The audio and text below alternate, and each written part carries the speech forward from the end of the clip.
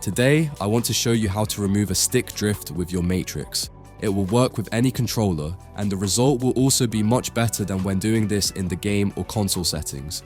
To get started, go into your config and click on this symbol here.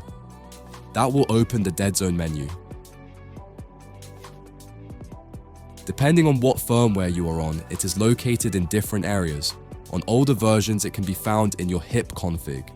In newer firmware versions, it is either located on the first page of your config or at the bottom of your button bindings.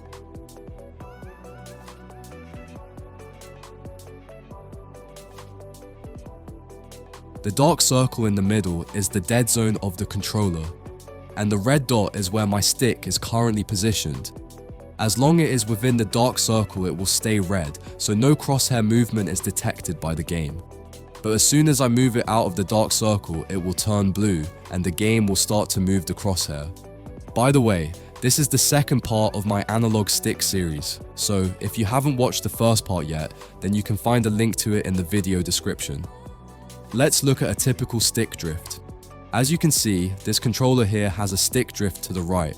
The blue dot is permanently stuck on the right side of the dead zone. This causes the game to drift to the right. I will replace the background with a static one because the permanent movement is a bit annoying. Your stick drift might go into a different direction. Maybe yours goes to the left or into the sky. To fix the drift, please make sure your stick is located in the position that causes the drift.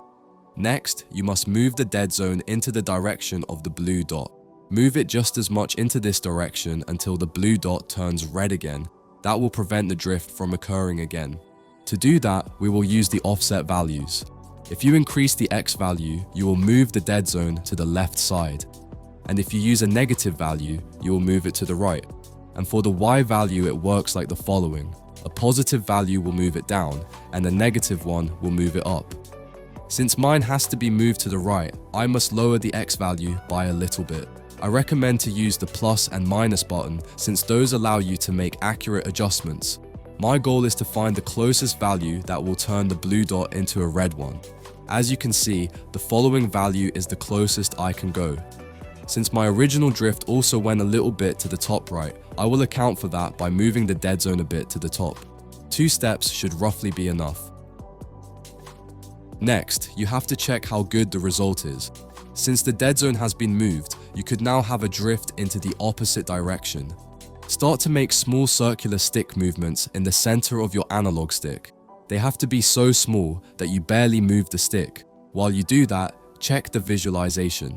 Are there any moments in which the red dot turns blue again? For me, there are none, so I can stop here. But for you, this might be different. To show you how to solve such a case, let's assume that I now have a drift into the opposite direction, so to the left side. I will slightly peg my stick to that direction. To fix this situation, you need to increase the dead zone. I will increase the inner dead zone by 4 clicks. I must now redo all steps from before. I put my stick into the original drift direction and use the offset values to move the red dot as close to the border of the dead zone as possible.